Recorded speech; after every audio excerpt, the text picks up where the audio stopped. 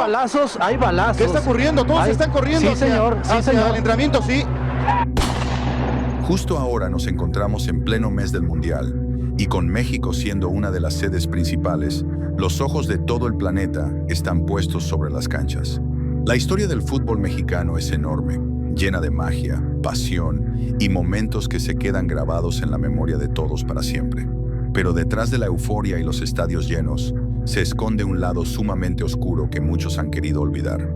Casos donde la negligencia de los directivos costó vidas, ídolos de primera división que llevaban una doble vida criminal y ráfagas de fuego que congelaron transmisiones de televisión en vivo. Entonces se hizo un poco el tráfico y se escucharon algunos disparos más adelante. Apaga las luces y ponte cómodo, que estos son 5 casos perturbadores e impactantes del fútbol mexicano. Fue una emboscada, fue miedo. Número 5. Lo que sentíamos era miedo de que... El 19 de junio de 2005, el fútbol en México se detuvo por completo. No por un partido o un campeonato, sino por una noticia que impactó a toda una afición. Rubén Omar Romano, en ese entonces director técnico del Cruz Azul. Me voy conforme con la actitud del equipo, la entrega, el buen funcionamiento que tuvo. Salía de las instalaciones de la Noria tras un día normal de entrenamiento. Viajaba completamente solo en su camioneta cuando, de un momento a otro, un grupo de hombres con armas largas le cerró el paso. Al principio, el estratega argentino pensó que se trataba de un asalto común. Incluso intentó quitarse el reloj para entregarlo. Pero la situación se salió de control rápidamente. Al bajar de golpe, olvidó poner el freno de mano y la camioneta siguió avanzando hacia una pared. Cuando intentó regresar para detenerla, sus captores se alertaron y soltaron un disparo. La bala atravesó la ventana trasera y quedó incrustada en el asiento, a solo centímetros de él. Entonces se hizo un poco el tráfico y se escucharon algunos disparos más adelante. Ahí comenzó una pesadilla que duraría 65 días.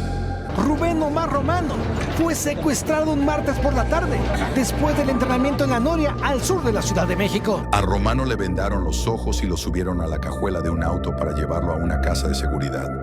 Lo metieron en un cuarto pequeño, con un colchón en el suelo, atado de manos y pies. Pero lo más siniestro de este caso fue el verdadero motivo del crimen. Los delincuentes no querían el dinero de su familia. Iban por los millones del Cruz Azul. Con el presidente, porque no iban iban un poco sobre Cruz Azul, más que nada. De inmediato le exigieron el teléfono de Billy Álvarez, el presidente del club, para iniciar una extorsión masiva. Romano, en un acto de enorme templanza bajo amenaza, se negó a darlo. El único número que les dio fue el de su auxiliar técnico, porque era el único que se sabía de memoria. El único que me acordaba fue en la memoria era el de Isaac y pasé el número de Isaac. Durante más de 2 meses en completa oscuridad, el técnico mantuvo la cordura gracias a su fe y a una pequeña televisión que sus captores dejaban encendida. Sin poder ver nada, Romano escuchaba los partidos del Cruz Azul por la transmisión de los noticieros, imaginando el día en que volvería a pisar una cancha. Y la televisión estaba siempre prendida, más allá de que no podía verlo porque siempre estuve vendado. La liberación llegó de forma cinematográfica, gracias a la extinta Agencia Federal de Investigación, la AFI. Los delincuentes cometieron 2 descuidos graves en sus llamadas telefónicas, lo que permitió a las autoridades rastrear la señal exacta de la casa de seguridad justo el día en que planeaban trasladarlo. Gracias a la AFI porque me rescató, gracias a toda la prensa, a los amigos. Fue rescatado sano y salvo, sin pagar un solo centavo de rescate. Solo 3 días después de salir del cautiverio, en un regreso que marcó a la televisión mexicana, Romano saltó a la cancha del Estadio Azul para dirigir a su equipo, portando una mítica camiseta blanca con la leyenda.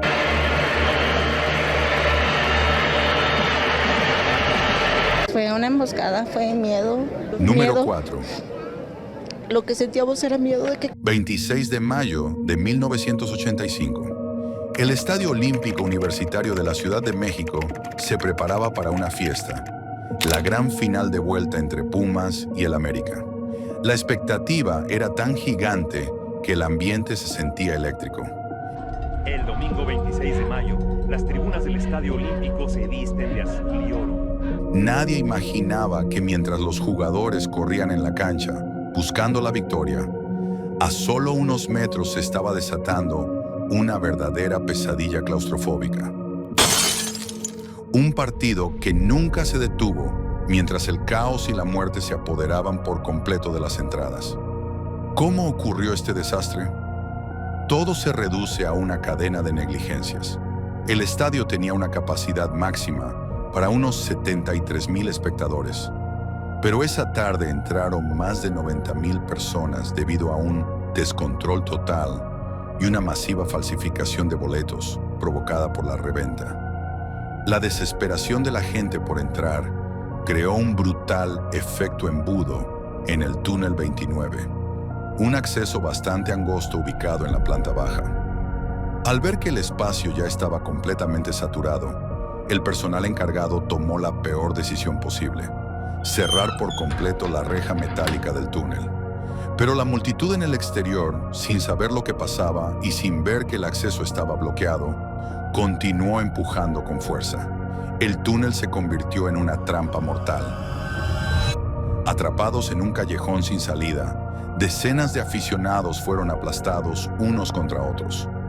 Entre la falta de oxígeno, los golpes y los gritos, el saldo oficial fue de 8 personas muertas y más de 70 heridos.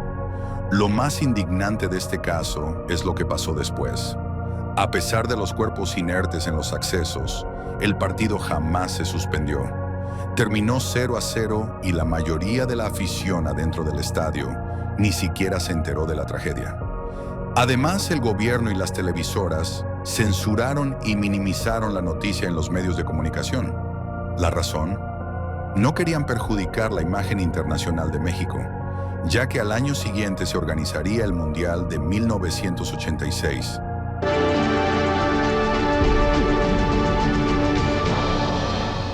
Al final, ninguna autoridad asumió la responsabilidad y el caso quedó en la impunidad. Esta tragedia marcó tanto la memoria colectiva que el músico Guillermo Briceño compuso una cruda canción para conmemorar a las víctimas, titulada El Túnel 29.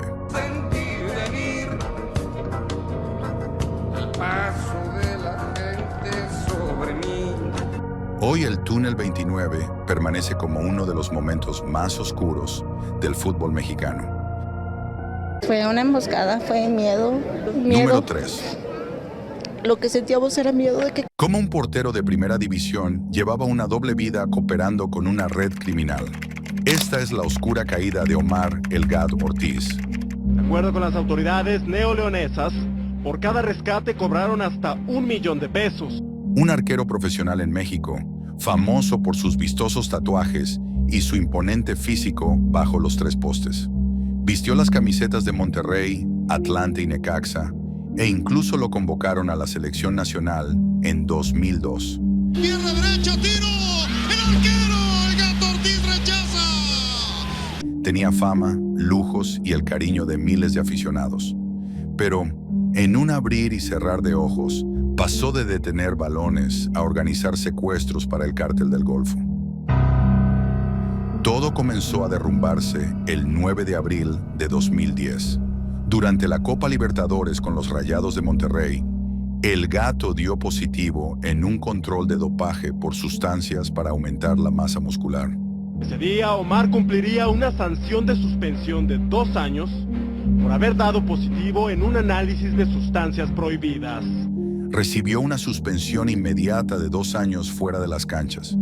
Sin poder jugar, sin recibir un sueldo y con un estilo de vida costoso lleno de excesos que mantener, la desesperación económica lo alcanzó. Las autoridades explicaron posteriormente que al arquero se le hizo fácil incursionar en el crimen organizado al quedarse sin recursos estables. Y él se volvió cómplice de esta banda al señalar a las víctimas que fueron secuestradas. Su rol en la banda no era operativo. No usaba pasamontañas ni jalaba el gatillo en las calles. Su labor era mucho más calculadora. Ortiz aprovechaba su estatus de deportista famoso para seleccionar a las víctimas dentro de su propio círculo social o de su vecindario en San Nicolás de los Garza. Investigaba quién tenía negocios prósperos, pasaba la información detallada a la célula criminal y tras ejecutarse el rapto, él recibía un pago de hasta 100,000 pesos por cada rescate cobrado de manera efectiva. De acuerdo con las autoridades neoleonesas, por cada rescate cobraron hasta 1,000,000 de pesos. Entre los crímenes en los que colaboró se encuentra el secuestro de una menor de edad y el de Armando Gómez, esposo de la famosa cantante Gloria Trevi, ocurrido en octubre de 2011. La doble vida terminó el 7 de enero de 2012. Tras reportarse falsamente como desaparecido por días, La madrugada del 4 de enero, su esposa reportó la desaparición del exportero. la verdad estalló cuando la Procuraduría de Nuevo León lo presentó ante la prensa esposado, con la mirada completamente perdida y junto a sus cómplices. Omar Ortiz, el famoso gato, aquí lo estamos viendo, fue presentado como parte de una banda de secuestradores. Tras un largo proceso, en 2019 recibió una demoledora condena de 75 años de cárcel. El gato, exportero de los Rayados de Monterrey, recibió una sentencia de 75 años. Hoy, el ex ídolo vive una realidad de pesadilla en el penal de Cadereyta. En 2017, durante un sangriento motín entre reos, Ortiz intentó refugiarse en una capilla, pero fue alcanzado y golpeado brutalmente, dejándolo con el rostro desfigurado.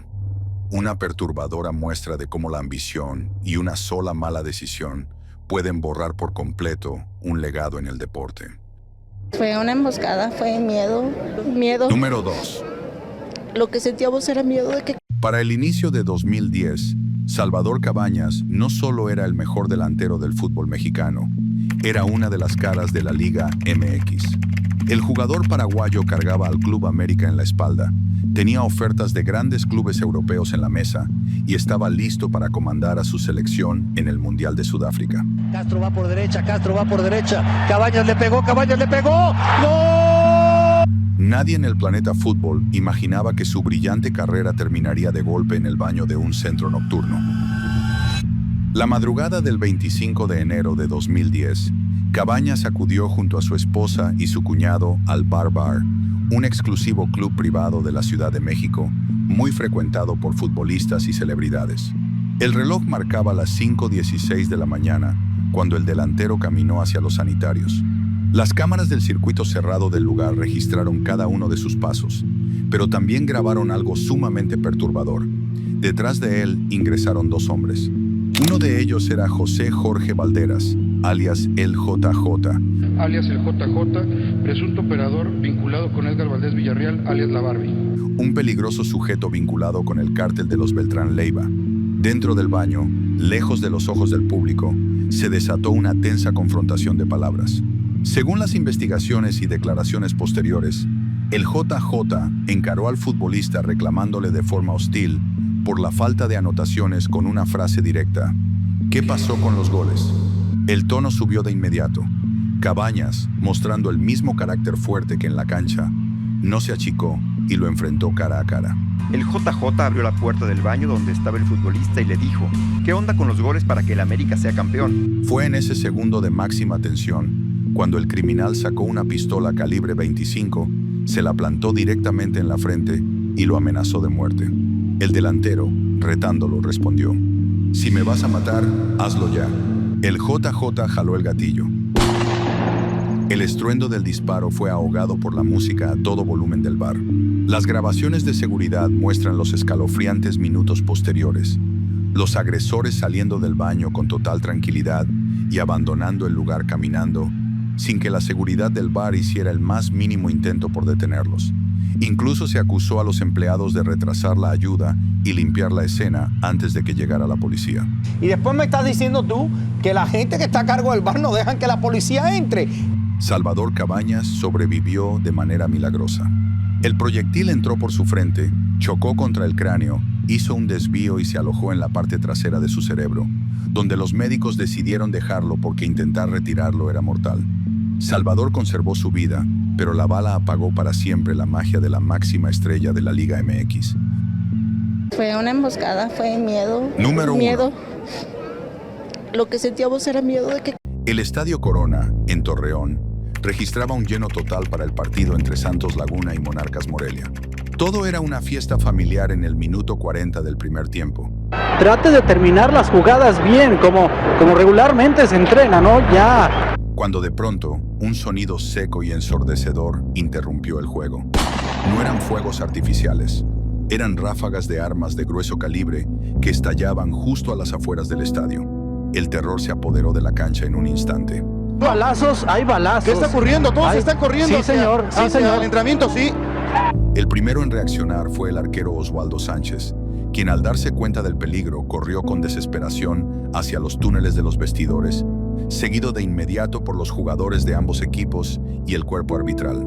Algo que no se escucha, que no se ve, ¿no? Que no se había visto en el fútbol mexicano. En las tribunas, la confusión fue total. Sin saber de dónde venían los disparos, miles de familias se tiraron al suelo, escondiéndose debajo de las butacas de plástico. Desesperadas por ponerse a salvo, cientos de personas rompieron las vallas de seguridad y saltaron al terreno de juego, buscando refugio en una cancha que quedó completamente desolada en cuestión de segundos. La afición está saliendo. Sí, señor.